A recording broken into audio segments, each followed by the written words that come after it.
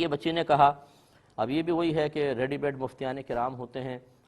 گھروں کے اندر، وہ خود ہی مطلب فتوے دینے لگ جاتے ہیں۔ بچی نے کہا کہ کسی نے ان کو کہا ہے کہ آپ جب استنجا سے فارغ ہوں تو باہر آ کے دوبارہ جائیں،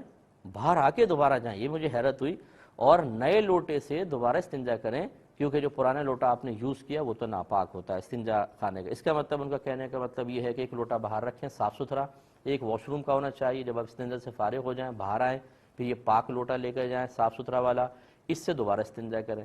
تو یہ بالکل غلط بات ہے، ایسا کچھ نہیں ہوتا۔ نہ جو آپ کا واش روم میں لوٹا رکھا ہوا ہے وہ ضرور ناپاک ہوگا، جب تک کہ آپ اپنی آنکھوں سے ناپاکی کو اس پہ لگے نہ دیکھیں۔ یاد رکھیں ہر چیز پاک ہوتی ہے،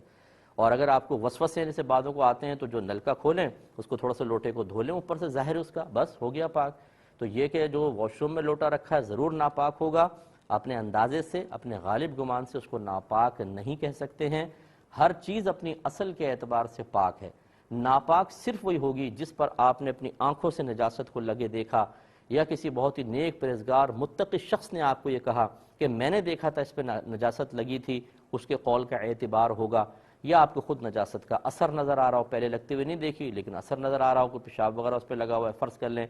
تو پھر اس کو ناپاک کہہ سکتے ہیں۔ باقی یہ گمان سے کہ جی یہ، جیسے بعض لوگ کہتے ہیں جس استنجا خانے کی جوتی لے کے باہر آ گئے سارا فرش ناپاک کر دیا، کیسے کہہ سکتے ہیں کہ آپ یہ ناپاک کر دیا ہے؟ ضروری کوئی کہ اس پہ پیشاب لگا ہو، ضروری کوئی آدمی ویسی واش روم سے آ رہا ہے تو اس میں اگر پانی پڑا ہوا ہے وہ پانی ناپاک تو نہیں ہوتا